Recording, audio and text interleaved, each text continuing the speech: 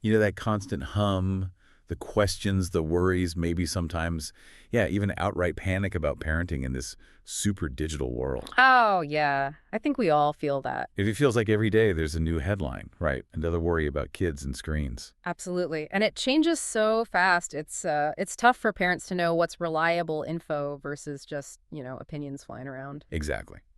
So today we're doing a deep dive. We're going into some really insightful research-backed stuff on parenting in the digital age. Mhm. We're pulling directly from Professor Jacqueline Nessie's brilliant work, her Substack newsletter, Technosapiens. Fantastic resource. Totally. Our mission here is basically to pull out the most important nuggets, the key insights from her work, and give you a shortcut, kind of, to getting well-informed on this really critical topic. Yeah. So let's get into it. Okay. So a really key thing Nessie stresses right away is grounding all this advice in understanding adolescence itself. Right. The teen years. Yeah, roughly ages 10 to 20. We often think of it as just difficult, challenging. Yeah. The storm and stress idea. Exactly. But Nessie's research, and she builds on others like the UCLA Center for the Developing Adolescent, she reframes it. She says these years are actually this unique time of super fast growth, learning, development. It's a huge opportunity actually for adults to help shape who teens become. That's such an important shift in perspective. Yeah. Not just getting through it, but seeing the opportunity. Right. It's about working with their developmental needs, not, fighting against them. And she lays out 6 key scientific needs for teens. That sounds like a really useful framework for parents. It really is. So first up is exploration and risk-taking. Okay. Teen brains are just wired for excitement, for novelty. So the idea is we should encourage healthy risks. Like what kind of healthy risks? Well, trying a new sport, maybe taking a tougher class at school, or, using their voice online or offline to stand up for something they believe in, things that feel a bit challenging but are ultimately constructive. Got it. Okay, what's next? That leads nicely into the need for meaning and purpose through contribution. As teens develop more empathy, they become really capable of helping others. Mm-hmm. And this can be simple stuff, like supporting a friend who's having a hard time, maybe online, doing chores at home without being nagged, or getting involved in, say, student government or volunteering. It helps them feel like they matter. Right, like their actions have impact. That makes sense. Number 3. Decision-making and emotional regulation. And, we all know teens feel things so strongly. Oh, yeah. The highs are high, the lows are low. Totally. Whether it's excitement over some new trend or just intense frustration about something feeling unfair. So Nessie really highlights teaching them to recognize and manage those big feelings. How do you do that? Equipping them with healthy coping skills, things like distraction techniques, mindfulness, maybe just listening to music, self-care routines, and crucially, we have to model that stuff ourselves. Yeah, that's always the hard part, isn't it? Okay. Okay, what else? Then there's support from parents and other caring adults. Even when they act super independent, Which they do. they still absolutely need warmth, our interest, and, appropriate structure. That means clear rules, boundaries, and parents basically knowing what's going on in their lives. Monitoring, yeah. Right. And having other supportive adults, coaches, teachers, mentors, that's also really vital for them. Okay, 2 more. Fifth is developing values, goals, and identity. They're actively figuring out, who do I want to be? That's a big question. It is. And they're influenced by everything: peers, family, community, even random TikTok trends, Ah, yeah. So they need some freedom to experiment, but also our support as they explore different parts of their identity: racial, ethnic, gender, sexual identity, helping them do that safely. Right. And the last one. Finally, respect and social status. Teen brains become hyper aware of social standing during these years. Ah, but So providing healthy ways for them to gain respect, maybe their school achievements, extracurriculars, or just by treating them like competent people whose opinions actually matter, that's incredibly important for their self-worth. wow. Okay, so understanding those 6 needs really does change how you might approach things. But how does this translate to, the everyday screen time arguments? Well, Nessie says it starts by rethinking what we mean by discipline. Okay, not just punishment. Exactly. She defines it as your entire system for teaching kids acceptable behavior. And it's built on 3 things: warmth, structure, and effective consequences. Okay, let's break that down. Warmth. Warmth is pretty straightforward. It's showing affection, support, actively building that positive, loving connection. So what does that look like? For little kids, maybe it's dedicated special playtime. For older kids, maybe a movie night or, I don't know, even making a silly TikTok together. Right. These moments, she calls them deposits in the bank. They build trust. I like that. Okay, and structure. Structure means having consistent, predictable limits, rules, and expectations, and being really clear and specific. So not just less screen time. Right. More like, okay, you can play Minecraft for 30 minutes on weekdays, but only after homework's done, and it has to be before 8 p.m., something concrete. Mm-hmm. And for older kids, she suggests actually involving them in setting the rules, makes them feel more ownership. It's kind of firm but flexible. You need to know your absolute deal breakers versus the things you'd prefer they didn't do but might negotiate on. Okay, warmth, structure, Yeah. and consequences. Yeah. This ties into that learning theory, right? Exactly. Operant conditioning.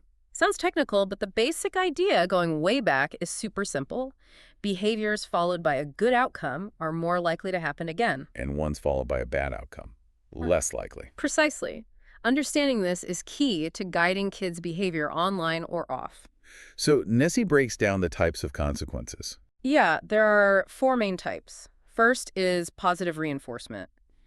Adding something good, like maybe giving some extra screen time because they finished their chores early without being asked. Okay. Rewarding good behavior. Then negative reinforcement, taking away something bad or annoying, like maybe lifting a screen time restriction for a bit because they clean their room proactively. You're removing a negative rule. Right. Then there's punishment. Yeah. Positive punishment is adding something bad. So if they posted something inappropriate, you might add a new rule like they now need permission before posting anything on TikTok. Adding a restriction. And negative punishment is taking away something good. This is probably the most common one parents use, like taking away their phone for the rest of the day because they broke a screen time rule. Okay, that makes sense.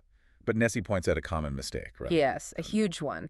Sometimes our attention, even if we're scolding or lecturing them, can actually act as positive reinforcement for younger kids. They crave the attention, good or bad. Oh, interesting. So yelling might accidentally encourage the behavior. It can, yeah.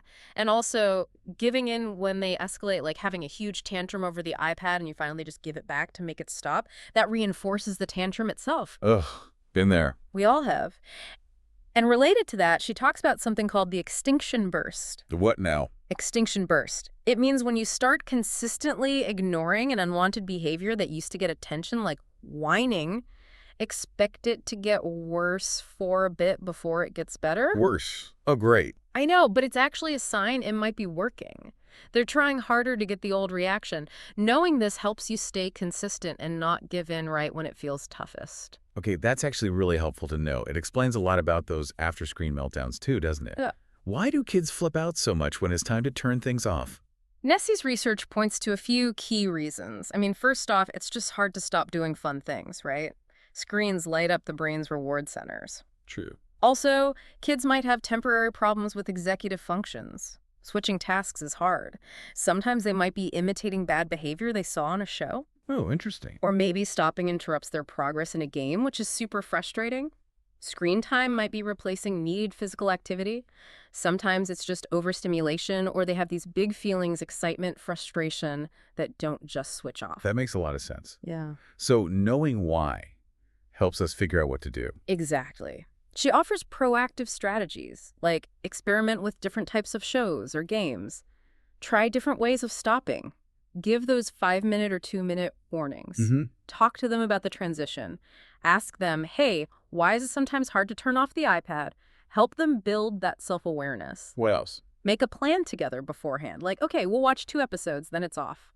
Think about timing. Maybe don't have screen time right before something demanding. Maybe plan a calm activity after screens. Good idea. And the big one, be consistent. Stick to the limits, even with whining. You can validate their feelings. I know you're disappointed, it's time to stop, but hold the line. Right. Consistency is key. Oh, and turn off autoplay. Seriously. If meltdowns are happening all the time, maybe you do need to reduce the overall amount of screen time. Okay. That consistency point feels really important. Which kind of leads us to some specific digital challenges, right? Like, what about the really little kids, ages 5 and under? The guidelines seem super strict. They are pretty strict. The AAP and WHO say basically no screens under 18 months except video chat, then 18-24 month only co-viewing educational stuff, and 2-5 years, an hour or less of high-quality programming. But the reality is often different. Very different. Nessie points out that, on average, 2 to 4-year-olds are getting something like 2.5 hours a day. Wow. Her take, which I find really helpful, is that the specific hour cutoffs can be a bit arbitrary. The real question is screen time interfering with the absolute essentials for healthy development? Which are? Sleep, physical activity, and crucially, that back and forth human interaction. She calls it serve and return. Serve and return. Like tennis. Kind of. Imagine a baby babbles or points. The parent serves back by responding, naming the objects, making eye contact. That responsive interaction is fundamental for brain development. Too much passive screen time can get in the way of that. Got it. So it's about balance and what screen time might be displacing. What about what they watch? Does it have to be educational? Nessie says developmentally appropriate is key. It doesn't always have to be explicitly educational, but those shows often do have positive messages. She looks for 4 qualities in good shows. They should be active, prompting responses, engaging, holding attention without being overwhelming, meaningful, connecting to their lives, and socially interactive, modeling positive interactions. Like Daniel Tiger or Sesame Street? Exactly. Daniel Tiger, Sesame Street, Dora, Super WHY, those kinds of shows often hit those marks. And do kids actually learn from screens at that age? Well, Nessie highlights the video deficit. Basically, kids under 3 learn way less effectively from a 2D screen compared to a real live person. Why is that? A screen can't respond contingently, offer different angles, provide that rich multisensory input like a real person or object can. Once kids are 3 or older, some learning can happen from screens, but it's significantly boosted if you co-view, watch with them, and talk about it. Okay. And for stopping those screen time battles with little ones, any quick tips? Yeah, similar ideas. Clear expectations before screens go on, offer simple choices, turn it off now or in 2 minutes, give simple reasons, time for bath, use visual timers, give warnings, be consistent afterwards, and validate feelings while holding the boundary firm. Great practical advice. Okay, let's shift gears to something that causes a lot of anxiety. Dopamine, the whole screen addiction fear. Right. The narrative is often that screens cause these dangerous dopamine surges, just like drugs, leading to addiction. So what's the reality, according to Nessie's research? What is dopamine doing? She provides a really important clarification. Dopamine isn't just a pleasure chemical. It's a neurotransmitter involved in lots of things, movement, sleep, learning. But its main role here is motivation. It drives us to seek out rewarding things. So screens are rewarding. Yes, like many enjoyable activities, dopamine gets released. And social media platforms especially are designed very cleverly. Features like endless scrolling, unpredictable likes that creates what scientists call variable reward schedules. It leverages that dopamine response to keep us engaged, keep us coming back. But is it really addiction, like drug addiction? Nessie is clear. For most people, no, it's not comparable. Problematic, maybe even addictive-like use can happen for a small percentage of kids, but currently there's no official diagnosis like social media addiction in the main diagnostic manuals. Okay, so the takeaway for parents. Don't panic about dopamine specifically. Focus instead on promoting moderation, ensuring screens aren't crowding out other rewarding activities, playing outside, hanging out with friends in person, hobbies, all that stuff. Aim for balance. That's a much calmer perspective. We can talk video games. They're everywhere, right? Especially for boys. Almost universal, like 97% of teen boys, 83% of teen girls play. And yeah, boys average way more time over 2 hours a day compared to under an hour for girls. Are they inherently bad? What does the research say? Generally, Nessie finds little evidence of inherent harm from gaming itself. In fact, there are some cognitive benefits linked to certain types of games, things like better working memory, faster reaction times, improved attention skills. And socially. They can be a really important social space, particularly for boys, a way to connect, cooperate, compete with friends. But the big question is always, when is it too much? Yeah, and Nessie brings it back to that key question. What are the games replacing? Right. If gaming is consistently pushing out sleep, homework, physical activity, face-to-face socializing, that's when you need to be concerned. What about actual gaming disorder? Is that a real thing? It is. It's characterized by things like losing control over gaming, giving it increasing priority over everything else, and continuing to game despite negative consequences. It affects maybe 1 to 9% of teens. If you're seriously worried about that pattern, seeking professional advice is the way to go. Okay. And the elephant in the room. Violent video games. Are they dangerous? The debate is so heated. It is. Nessie presents a nuanced view based on the bulk of research. Studies do show small, short-term increases in aggressive thoughts, feelings, and maybe behaviors right after playing. Okay, small and short term. Right. But there's very little evidence linking violent game playing to long-term serious violence or criminal behavior. That connection is often overstated in the media. So how should parents handle violent games then? Nessie gives 5 key pieces of advice. 1, know the research, understand the nuance, the short-term versus long-term findings. 2, know your child, how's their temperament, who are their friends. 3, know the games, actually play with them or watch, check ratings on sites like Common Sense Media. 4, talk about it. Discuss your family values, your concerns about the content. And 5, set flexible limits. Use that collaborative, autonomy-supportive approach. Involve them in setting boundaries around what they play and when. That seems really balanced. Okay, one more big debate area. Phones in schools. Why are schools considering bans? Well, the reasons are pretty clear. Worries about distraction, interfering with learning, potential negative impacts on social skills like less face-to-face interaction, cyberbullying concerns, and general worries about mental health. And what does the research say? Are phones actually distracting? Oh, yeah. The research is pretty solid on that. Smartphones are distracting. Even just having one nearby, even if it's off, can impact attention and performance on cognitive tasks. Okay, so they're distracting. But do bans actually work? Does banning phones improve things? That's where the evidence gets a bit more mixed, according to Nessie. Some studies, like one in England, found small but significant improvements in test scores after bans, especially for lower achieving students. Okay, so some positive effect there. But other studies, in places like Norway and Sweden, found minimal or no impact overall, or maybe effects only for certain student groups. So it's not a simple bans work or bans don't work. Exactly. Nessie suggests that limiting phone use during the school day makes logical sense to reduce distraction. But the details really matter. How is the ban enforced? Do teachers have support? It's not a magic bullet. Right. A phone ban isn't going to solve the entire youth mental health crisis on its own. Precisely. There are many factors involved in student well-being at school, and phones are just one piece of a much larger puzzle. Okay, this is all incredibly helpful context. Let's pivot now to some really practical tools. Yeah. The number one question I hear is, when is the right age to get a kid a smartphone? And Nessie's answer, maybe frustratingly for some, is there's no single right age. Huh, yeah, I figured. Her general advice, based on the evidence of potential interference with social skills and academics, especially for younger teens, is to wait if you can. Delaying is often beneficial. But how do you know if your kid is ready? She offers a great framework called the 4 R's to help parents think it through. Okay, what are they? Responsibility. Does your child generally show responsibility in other areas of their life? Do they understand what it means to be responsible with a device? Rules. Do they understand the rules you'll set and why those rules exist? Risks. Do they have a basic understanding of potential online risks, like privacy issues or cyberbullying? And reasons. What are their actual reasons for wanting a phone? Is it genuine need or just peer pressure? Right, it's a really useful checklist. What if you decide they're not ready for a smartphone, or you just want alternatives? Nessie mentioned several options. There are basic phones, yeah. Flip phones still exist. Wow. There are also these minimalist, kid-friendly smartphones like Gabb, Pinwheel, or Bark phones, which have limited functionality.